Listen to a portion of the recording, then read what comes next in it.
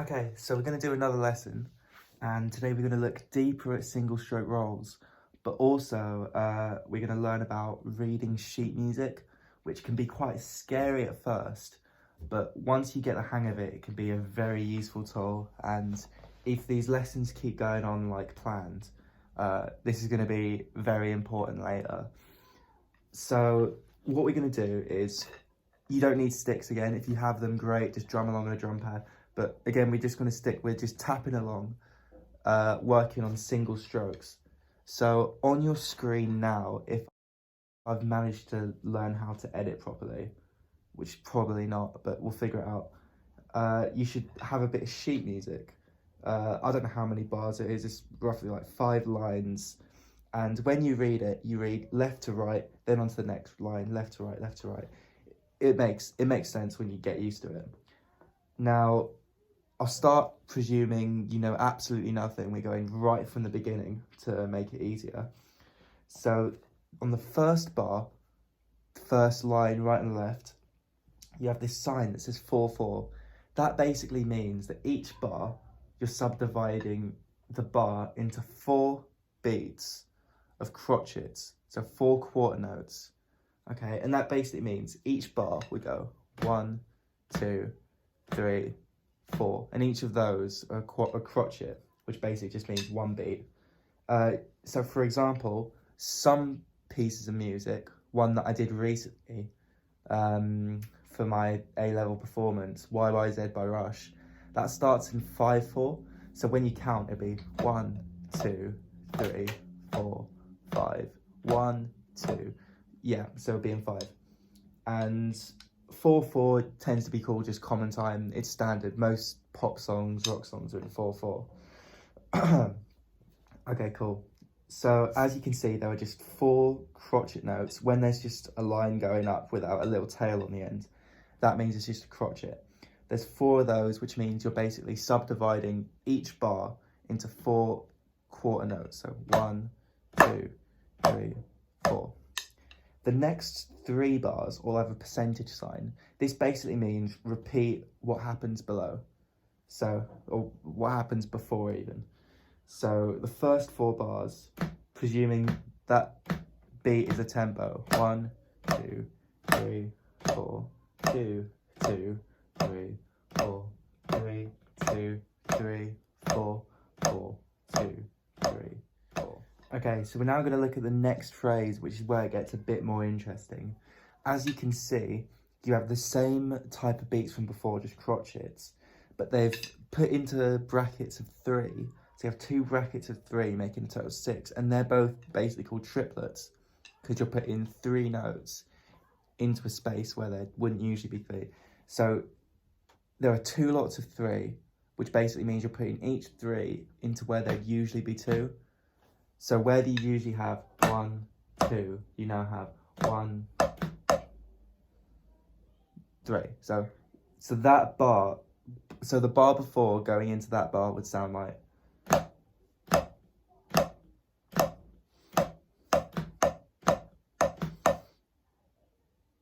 You can hear the difference. You're basically squeezing in 2 extra notes into that bar.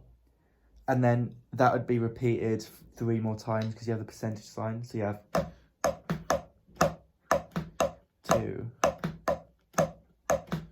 3, 4. And then you go into the next line, because you'll then go down and then across.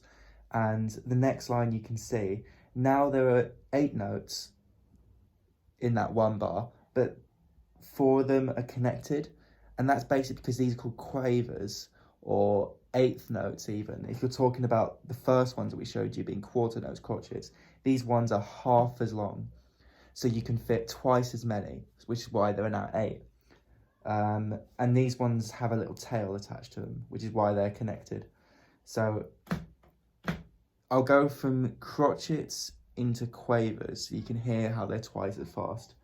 1, 2, 3, 4, 1 and 2 and 3 and 4 and 1, 2, 3, 4, 1 and 2 and 3 and 4 and you can also see They're on every single beat they can possibly be.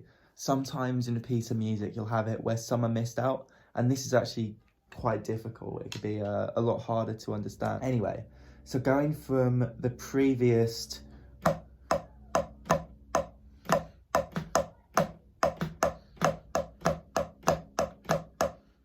obviously that was quite fast, but as you can see, that was 6 beats. Previously, the one we did with the triplets, that was 6 beats into a frame of 4. This one is 8, so it's slightly faster. And then once that's repeated 4 times, so I'll just play what this quaver passage would sound like. 1 and 2 and 3 and 4 and 2 and 2 and 3 and 4. 3 and 3 and 4 and 4 and 2 and 3 and 4 and. One thing I haven't said is underneath each note you can see an R and an L. That basically talks about which hand you're using. What it means when it has both is it wants you to play the whole thing. I mean, obviously this is just because this is an exercise. It wants you to play the whole passage and then try it with your other hand, because it's important that both your hands are capable of interchanging. Okay, so once you've done that quaver passage, you're then going to get onto the quaver triplets, 8th note triplets. Again, now you've got 12 notes. 36, yeah, now you've got 12 notes within this frame of 4. So as you can imagine, this is going to be even quicker. You're going from 1 and 2 and 3 and 4 and 1, 2, 1 and 2 and so that's going from the quavers, so from the second line, the 8th notes into 8th note triplets. That's going to sound like 1 and 2 and 3 and 4 and 1, 2, 3, 4, 1 and 2 and 3 and 4 and 1 and 2 and 3 and 4 and. It's important that each note you're playing is as equal distance apart from each other note. Sometimes you might be looking at triplets and thinking, okay, I have to just fit in 3 notes within a space of 2, and then you're like 1, 2, 3, and you know, it has to be at an equal distance. It's not just a case of fitting in 3 notes. Okay, so once you do these 8th note triplets, that'll go on for 4 beats, and then you get to kind of like with the quavers, but it's got a second line, it's got 2 tails on it. These are semi-quavers, and these, as you can see, there are 16 notes within a frame of 4. Each beat, you're subdividing into 4. So you have 1E and a 2E and a 3E and a 4E and a...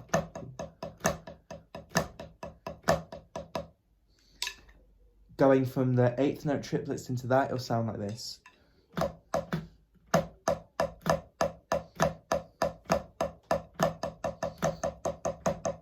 And back.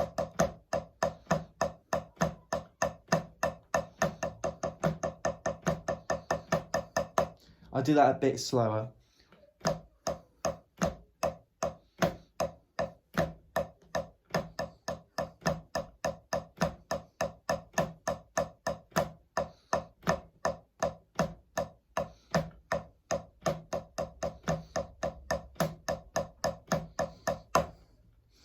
Okay. Then, as you can see, like I did previously, the semiquavers then goes back down to the 8th note triplets. So it slows down again. That repeats for 4 bars. It goes, so now we're on line 4. It goes from the 8th note triplets just back into 8th notes. So it's slowing right the way down.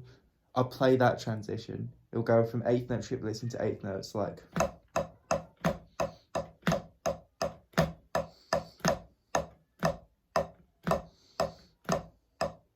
If you keep following along, 4 more bars of repeats, it then goes into quarter note triplets or crotchet triplets, which is then 6 notes, 6 beats into the bar. So playing the 8th notes into the quarter note triplets would sound like this.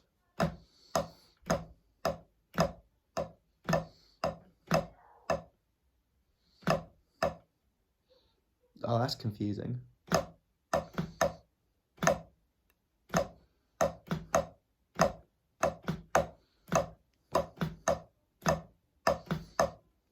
So eighth notes back into that would be.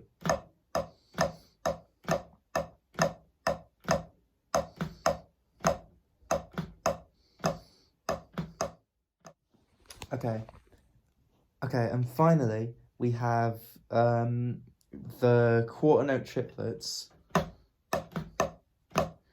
go back into crotchets, quarter notes.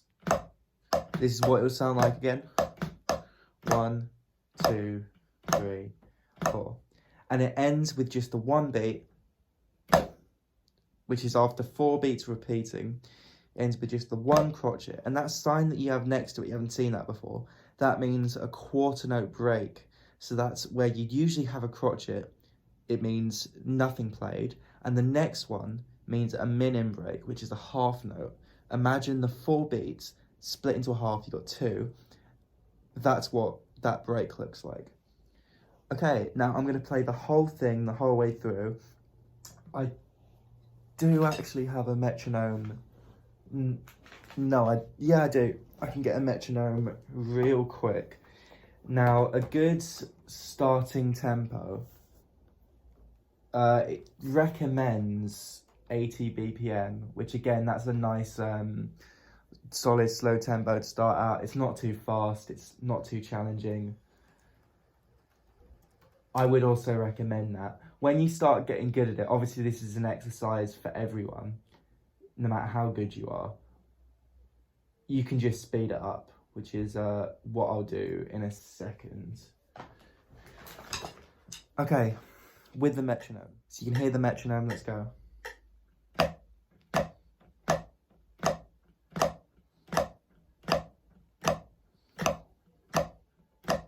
All with one hand.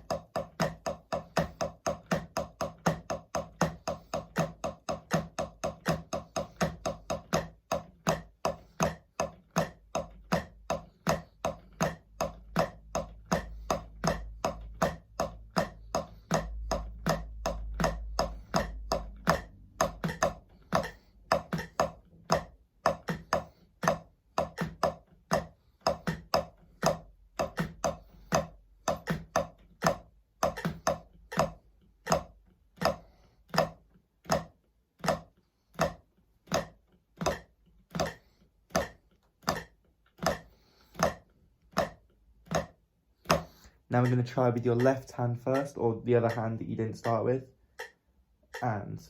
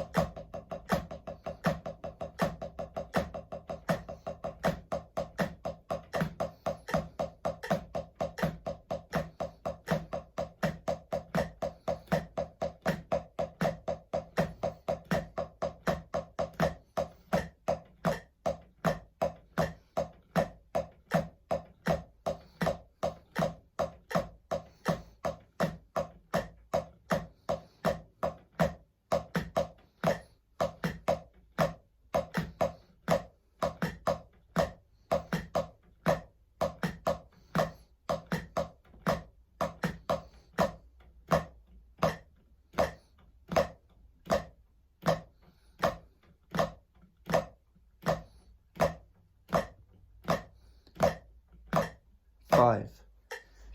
Great. So if you've done that, you could then try it at a faster tempo if you're brave enough. But the idea is, once you're comfortable with that, you know, this will be a good warm-up, good practice, good way of, you know, measuring how good you're improving by adding an increment every day or other day, however often you want to go over it, seeing what tempo you can get it till before it starts getting sloppy, especially when it gets to those semi-quavers, when you have you want to see how long you can maintain that with one hand for. Also, the other bit is the other bit to look out for is the changes between rhythms. Sometimes it'd be quite confusing between just the crotchets and if you're doing that at a faster tempo, like between the 8th note triplets and the semiquavers, at a faster tempo,